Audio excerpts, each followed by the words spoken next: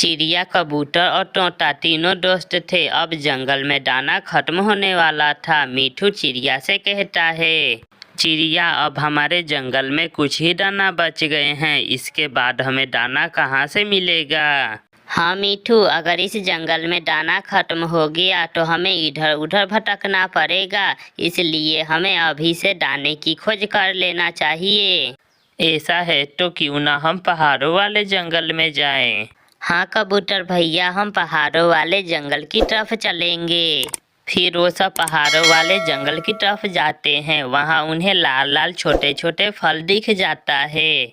चिड़िया, क्या ये फल हम खा सकते हैं?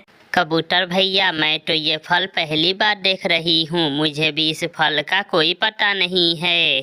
फिर वहाँ से एक बूढ़ी फक्ता गुजरती है। चिड़िया उसे आवाज देती है, माँ जी, हम दूसरे जंगल से आए हैं। हमारे जंगल में दाने खत्म होने वाले हैं, इसलिए हम यहाँ आए तो हमें ये फल दिख गया। क्या ये फल खाने लायक है? हाँ चिड़िया, इसे हम खा सकते हैं। ये बहुत स्वादिष्ट और मीठा फल है और इसका नाम स्ट्रॉबेरी है। ऐसा कहकर बूढ़ी फक्ता वहाँ से चली जाती है। अब हम ये फल खा सकते हैं। फिर वो तीनों दोस्त मजे मजे से स्ट्रॉबेरी खा लेते हैं। चिड़िया, अब हमें दाना खाने का मन ही नहीं करेगा इस स्ट्रॉबेरी के आगे।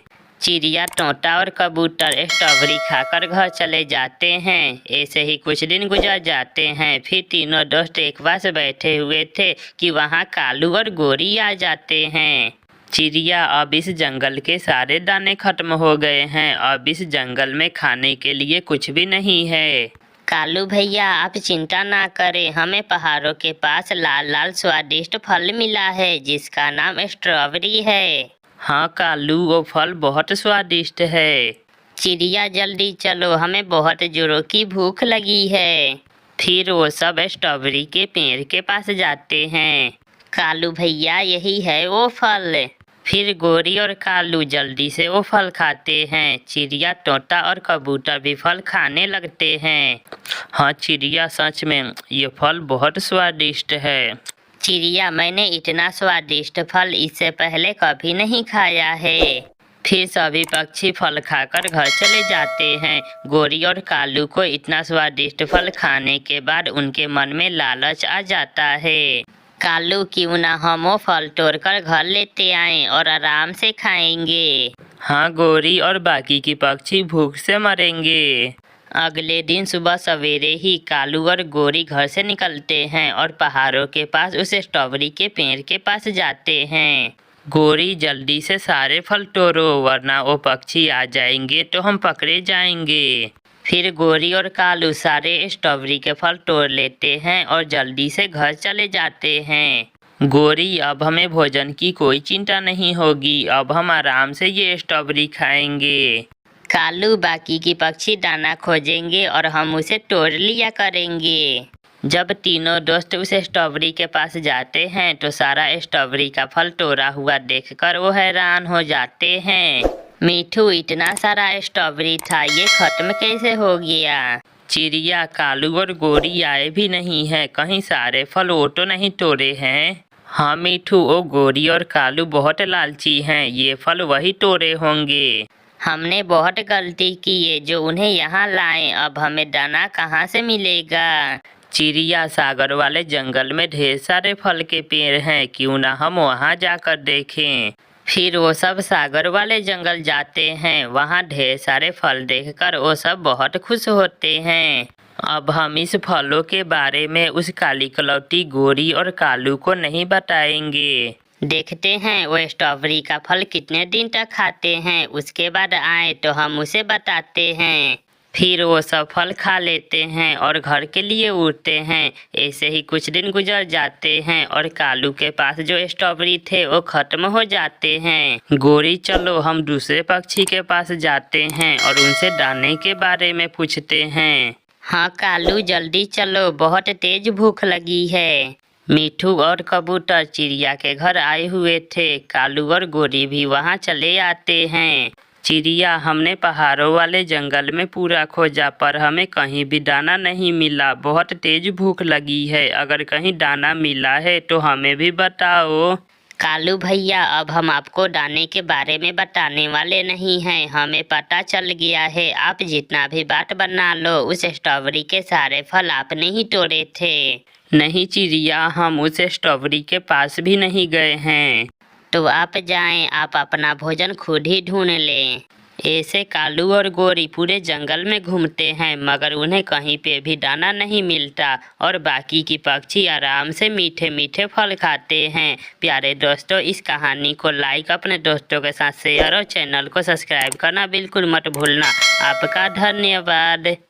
सुबह से शाम हो गई थी, मगर अभी तक रानो चिड़िया के ढाबे पर कोई भी ग्राहक नहीं आया था। आज का सारा खाना फिर से फेंकना पड़ेगा, कोई ग्राहक आता ही नहीं। मैं बहुत मेहनत से खाना बनाती हूँ, शुद्ध घी और ताज़ी सब्जियाँ इस्तेमाल करती हूँ। कबूतर कबूतर, ना ना, उस चिड़िया के ढाबे से कुछ ना खाना, उसका खाना एक नंबर बेकार है। मैंने अभी अभी खाया था, जरा से भी स्वाद नहीं है चिड़िया के खाने में। गोरी, मुझे तुम पर पूरा विश्वास है, अगर तुम कहती हो तो मैं क्यों खाऊंगा चिड़िया के ढाबे से खाना। टोंटे टोंटे, चिड़िया का खाना बहुत बेस्वाद है, तुम भूलकर भी उसके ढाबे से खाना ना खा लेना, बहुत बेकार है उसका खाना। कौवे ऐसा क्यों करते थे? वो चिड़िया का ढाबा चलने क्यों नहीं देते थे? क्योंकि वो हर रोज चिड़िया के ढाबे से मुफ्त का खाना जो खाते थे। शाम को गोरी और कालू चिड़िया के ढाबे पे जाते हैं। चिड़िया, क्या आज खाना बिका या नहीं? कोई ग्राहक आया भी है तुम्हारे ढाबे पर, या सुबह से बैठी मक्खियाँ ही मार रही हो? कौवे और गोरी, सुबह से कोई भी ग्राहक नहीं आया, मैं तो फालतू ही बैठी हुई हूँ। तो फिर खाना फेंकने से अच्छा है तुम वो खाना हमें दे दो, हम कल की तरह गरीबों में बांट देंगे। ले जाओ कौवे और गोरी, और ये बचा हुआ खाना जंगल के गरीब पक्षियों में बांट देना।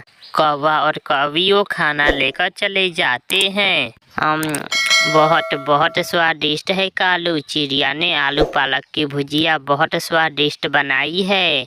चिड़िया समझ रही होगी कि हमने खाना गरीबों में बांट दिया है।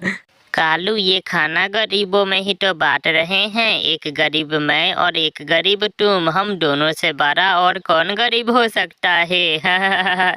ऐसे दोनों कौवे मुफ्त का खाना घर बैठकर खाते हैं और चिड़िया का मजाक उड़ाते हैं। दूसरे दिन भी ऐसा ही होता है। बुलबुल बुलबुल, मैं अभी अभी चिड़िया के ढाबे से दाल चावल खाने गई थी, मगर उसके दाल चावल तो कोई मुफ्त में भी ना खाए। ऐसे बेस्वाद दाल चावल मैंने पहली बार खाए हैं। अच्छा ही हुआ जो तुमने मुझे बता दिया गोरी, मैं चिड़िया के ढाबे से कभी भी दाल चावल नहीं खाऊंगी। और जैसे ही शाम होती है, गोरी और कालू फिर से चिड़िया से बचे हुए दाल चावल लेने आ जाते हैं। तुम हिम्मत न हारना चिड़िया, ऐसे ही हर रोज खाना बना लिया करना, देखना एक ना एक दिन तुम्हारा ये ढाबा अच्छे से चलने लगेगा। गोरी, इसलिए तो मैं अपना नुकसान पे नुकसान किए जा रही हूँ, मगर अब मैं थक गई हूँ, न जाने कब चलेगा मेरा ये ढाबा। गोरी, जल्दी चलो, गरीब पक्षी हमारा इंतजार कर रहे होंगे। कौवा और कौवी बचा हुआ खाना लेकर चले जाते हैं। आज मैं इन कौवों के पीछे जाकर देखती हूँ कि ये किन गरीबों में मेरा बचा हुआ खाना बांटते हैं। ऐसा सोचकर चिड़िया कौवों के पीछे पीछे जाती है। वाह, ऐसे ही दाल चावल मेरी माँ भी बनाया करती थी, बहुत स्वादिष्ट है ये दाल चावल। कालू जी, मैंने बुलबुल से कहा कि चिड़िया के दाल चावल खाकर मेरे पेट में दर्द शुरू हो गया। ओ बुलबुल बहुत डर गई थी। अच्छा ही है, अगर ऐसे ही चिड़िया का खाना बचता रहेगा तो हम गरीबों का पेट भी भरता रहेगा। चिड़िया खिड़की में बैठी सारी बातें सुन रही थी। तो ये बात है, ये चालाक कौवों की वजह से ही मेरा ढाबा नहीं चल रहा।